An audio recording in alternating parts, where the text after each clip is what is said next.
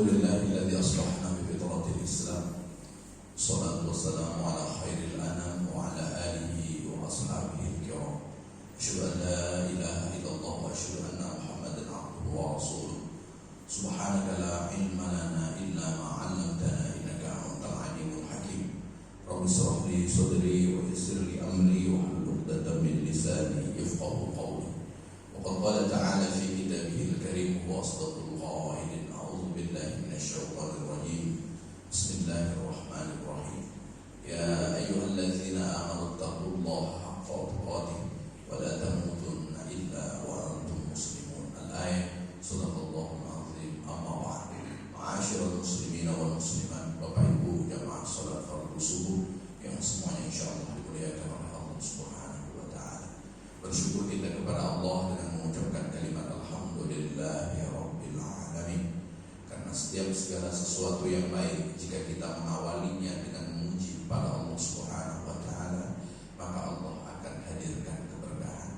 Bersalawat kita kepada Rasulullah dengan mengucapkan kalimat Allahumma shalli ala sayyidina Muhammad wa ala ali sayyidina Muhammad. Assalamu alayka ya Rasulullah. Saya berharap semoga kita menjadi bagian dari umat Rasulullah yang kelak mendapat syafaatnya di padang mahsyar, dikumpulkan dengan beliau di dalam surga Allah Subhanahu wa taala. Amin ya rabbal alamin.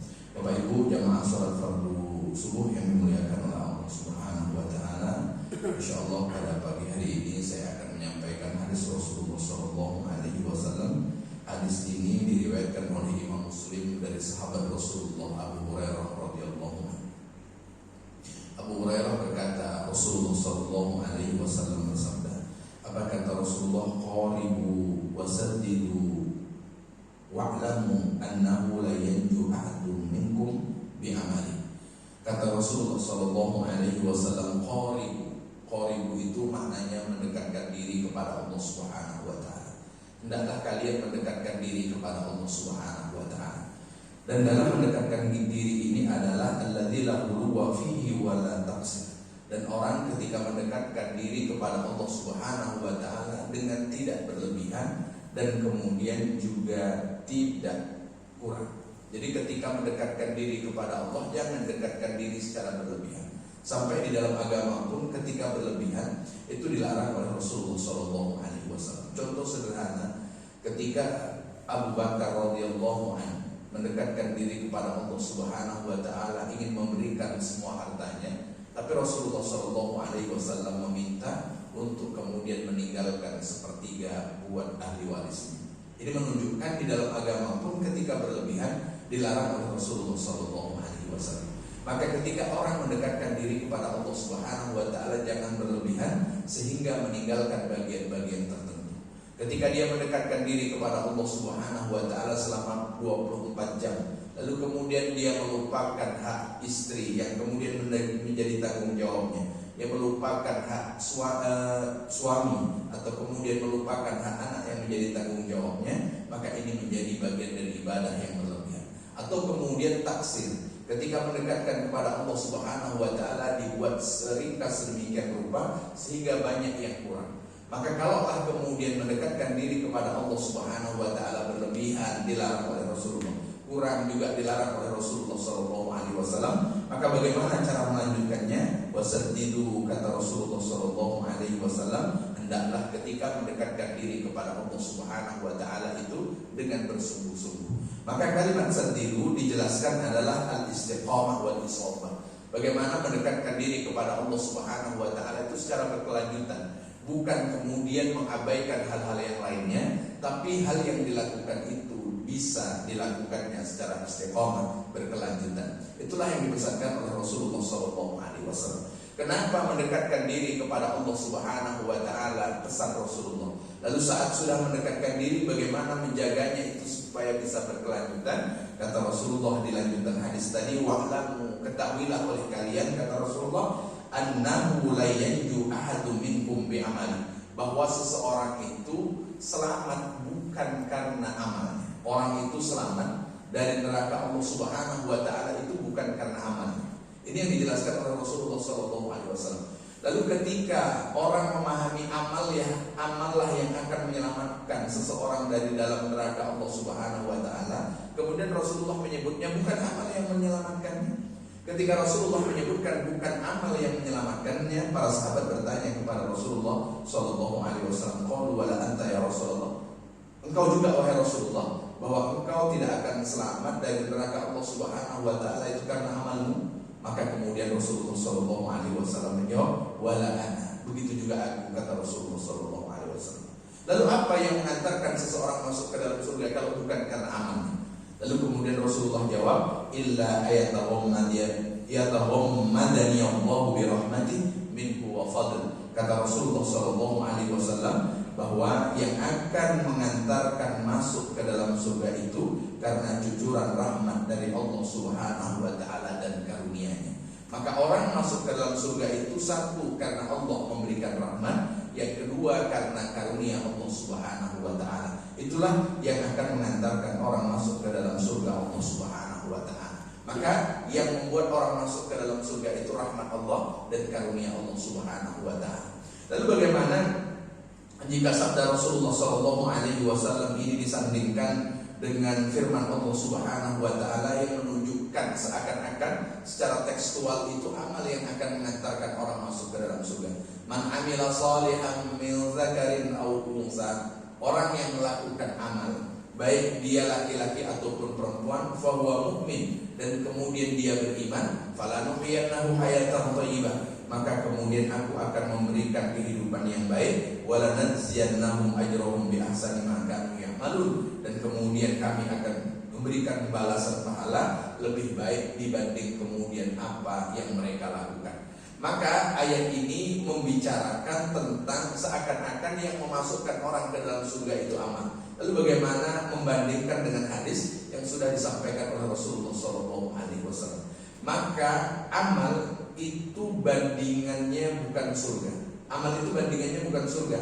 Amal itu hanya sebagai sebab untuk kemudian bisa mengantarkan orang masuk ke dalam surga Allah Subhanahu wa taala. Maka kalau kita lihat, amal itulah yang menghadirkan rahmat Allah, dan dengan hadirnya rahmat Allah dalam sebuah amal lalu bisa mengantarkan orang masuk ke dalam surga Allah Subhanahu wa taala. Itu cara memahaminya. Bukan amal yang memasukkan orang ke dalam surga, tapi amallah yang mengantarkan seseorang mendapatkan rahmat, dan dari rahmat Allah Subhanahu wa taala itu orang nanti bisa masuk ke dalam surga Allah Subhanahu wa taala. Kita bisa lihat di antara beberapa penjelasan Rasulullah SAW tentang amal yang akan menghadirkan rahmat Allah Subhanahu wa taala. Di antaranya majtama'a qaumun fi baitin min buyutillah.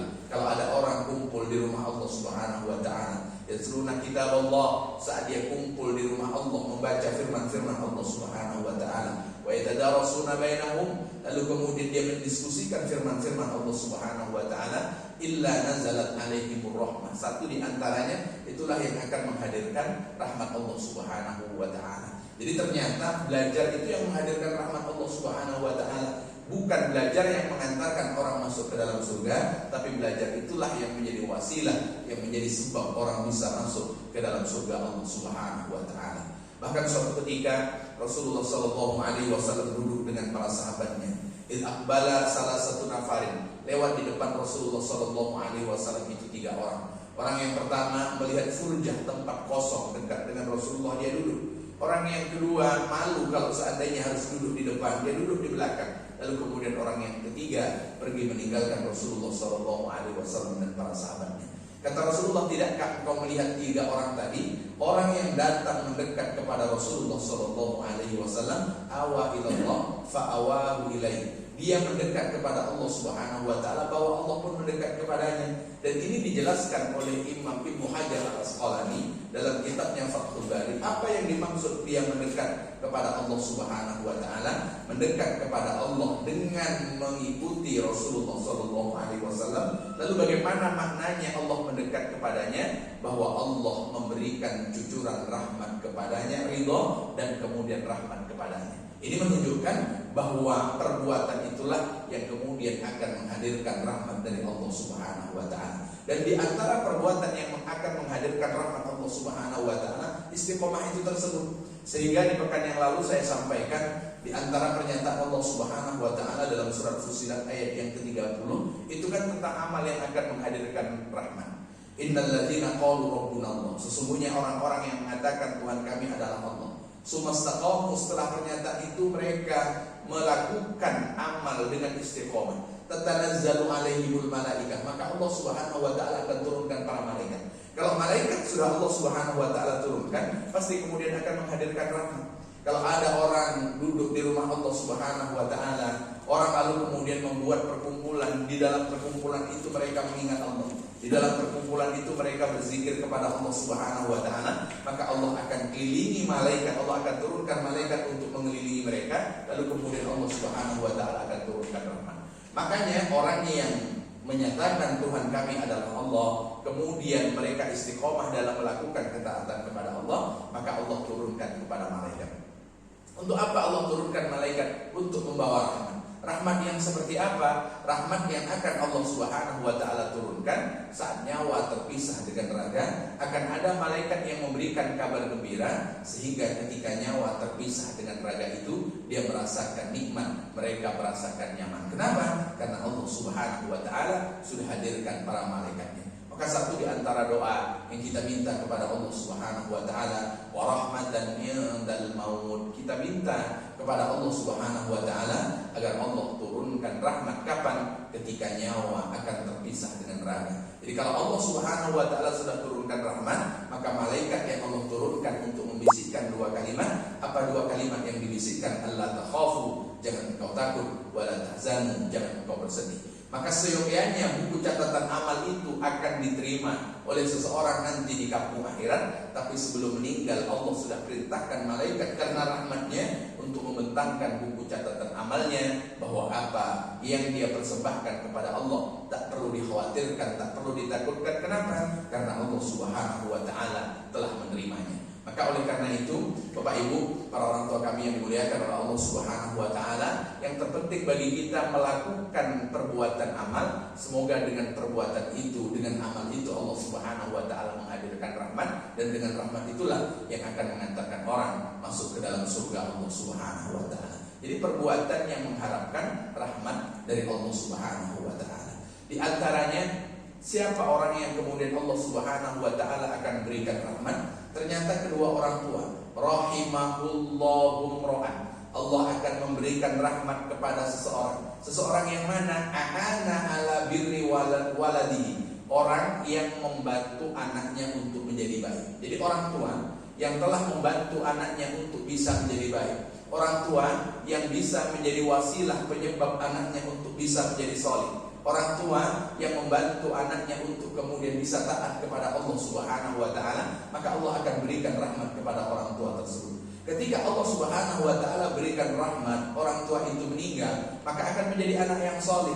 Kenapa menjadi anak yang soleh? Karena Allah Subhanahu wa taala yang menurunkan rahmat, sehingga anak menjadi anak yang soleh. Dan ketika kita meninggal, menjadi anak yang Rasulullah SAW sebutkan, idza mata ibnu Adam inqata amalu, ketika anak cucu Adam meninggal, maka seluruh perbuatan baiknya akan terputus. Dan satu di antara perbuatan baik yang akan terus mengalir kepadanya dan tidak terputus itu adalah awwaladin sholihin yad'ulah, anak soleh yang kemudian mendoakannya. Dan ketika Allah Subhanahu wa taala hadirkan seseorang anak soleh, itu satu di antara rahmat yang Allah Subhanahu wa taala berikan. Karena kalau kita cek di dalam Al-Qur'an, bahwa tak semua anak itu menunjukkan bahwa anak itu soleh. Bahkan sampai anak lahir dari seseorang, keturunan dari seseorang yang soleh, lalu kemudian ada juga anak yang tidak soleh, yang Allah Subhanahu wa taala contohkan, di antaranya Kanan. Kanan, bukankah itu dari darah Nabi Nuh alaihissalam? Maka jawabannya iya. Tapi ketika Nabi Nuh mengajak Kanan untuk masuk ke dalam perahu, tapi kemudian Kanan lari ke atas gunung dan meyakini bahwa di atas gunung dia akan selamat dari banjir bandang. Tapi kemudian Kanan itu tenggelam melalui air yang kemudian semakin tinggi dan kemudian mati. Dan kemudian mati. Ketika sebelum mati, bukankah Nabi Nuh mengadu kepada Allah Subhanahu wa taala, innahu min ahli, wahai Tuhanku, bahwa Kanan itu adalah keluargaku. Apa jawaban Allah Subhanahu wa taala? Laisa min ahli, bahwa Kanan itu bukanlah keluargamu. Jadi Kanan itu bukan keluargamu yang disebutkan oleh Allah kepada Nabi Nuh alaihissalam. Meskipun dari garis darah ayah, tapi kemudian Allah menyebutkan bukanlah keluarga. Kenapa? Karena tidak taat kepada Allah Subhanahu wa taala. Maka kita diajarkan bahwa ketika Allah Subhanahu wa taala berikan kepada kita karunia keturunan, maka yang Allah anjurkan melalui Rasulullah sallallahu alaihi wasallam bagaimana kita membantu anak kita untuk bisa menjadi baik. Karena kita tidak bisa memastikan anak kita menjadi baik. Betapa banyak orang tua yang memberikan pendidikan sedemikian rupa, tapi kemudian anaknya tidak menjadi baik. Maka kita sifatnya hanya membantu saja, hanya memfasilitasi saja. Maka ketika kita memberikan bantuan, ketika kita memberikan nafkah, ketika kita memberikan fasilitas kepada Allah Subhanahu wa taala, sambil kemudian kita meminta Rabbi habli minas shalihin, ya Allah berikan kepada kami keturunan yang salih. Apa pentingnya keturunan yang salih? Nanti akan menjadi rahmat bagi kita, karena ketika itu kita membantunya, kita memberikan nafkah kepadanya untuk kemudian bisa taat kepada Allah Subhanahu wa taala. Maka kewajiban orang tua untuk apa? Untuk mengajar, untuk kemudian mengajarkan ilmu-ilmu syariat kepada anak. Itu di antara kewajiban orang tua. Maka kewajiban orang tua yang terkait dengan mengajarkan anaknya untuk kemudian kenal kepada Allah Subhanahu wa taala, jangan sampai menjadi sesuatu yang kemudian kita lupakan, sesuatu yang kita abaikan. Kalau kemudian kita mengabaikan hal ini, maka yang paling berat bagi kita itu bagaimana kita menemukan rahmat dari Allah Subhanahu wa taala. Maka ketika pelajaran untuk anak semuanya diberikan kepada guru privatnya, termasuk pelajaran tentang syariatnya, dia sudah memberikan semua kepada guru privatnya, sehingga orang tua tak punya bagian ladang. Yang dengan ladang itu Allah Subhanahu wa taala akan menghadirkan rahmat, yang dengan rahmat itu setelah peninggalannya nanti menjadi anak yang salih, yang kemudian akan mendoakan orang tua. Paling tidak hadis Rasulullah sallallahu alaihi wasallam yang kita bacakan pada pagi hari ini untuk mengajarkan kepada kita, jangan terlalu bangga dengan amal yang kita lakukan, tapi berbanggalah dengan amal yang kita lakukan secara berkesinambungan. Berbanggalah ketika kemudian kita menjadi orang-orang yang mendekatkan diri kepada Allah Subhanahu wa taala secara terus-menerus, karena ini yang menghadirkan rahmat Allah Subhanahu wa taala. Tak cukup amal kita untuk menjadi pengantar kita ke dalam surga, tapi amal itu hanya sekedar menjadi sebab, menjadi wasilah untuk mendapatkan rahmat, dan dengan rahmat Allah Subhanahu wa taala menjadi orang-orang yang Allah Subhanahu wa taala masukkan ke dalam surga. Maka oleh karena itu, Bapak Ibu yang dimuliakan oleh Allah Subhanahu wa taala, takut kepada Allah Subhanahu wa taala itu hendaknya sesuai dengan kemampuan yang Allah Subhanahu wa taala berikan kepada kita. Maka kalau kita tengok orang tentang takwanya kepada Allah, satu dengan yang lainnya berbeda. Ada yang luar biasa, ada yang sederhana saja, dan kemudian lain sebagainya. Maka sesuai dengan kemampuannya. Sampai kemudian Rasulullah SAW sebutkan di dalam hadisnya, kullu bani Adam khata', setiap anak cucu Adam itu punya salah. Wa khairul khata'in at-tawwabun, dan orang yang paling baik dari orang yang punya salah, mereka lah yang taubat kepada Allah Subhanahu wa taala.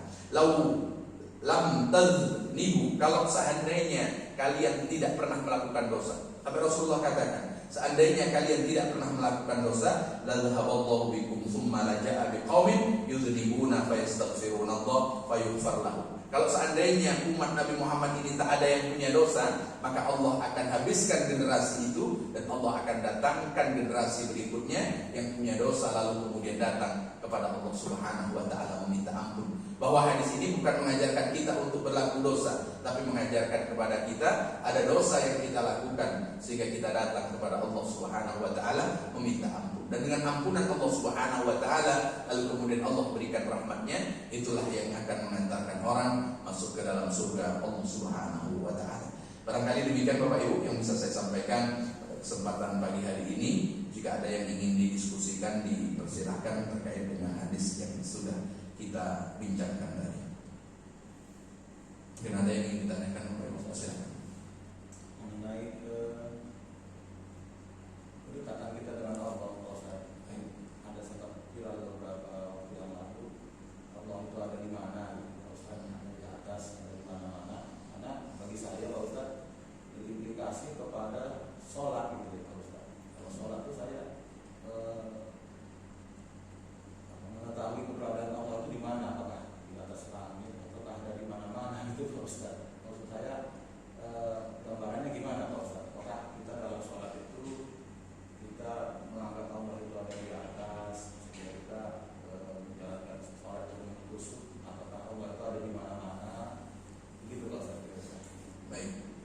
menarik ketika Jibril mendatangi Rasulullah dan pada waktu itu ada para sahabatnya.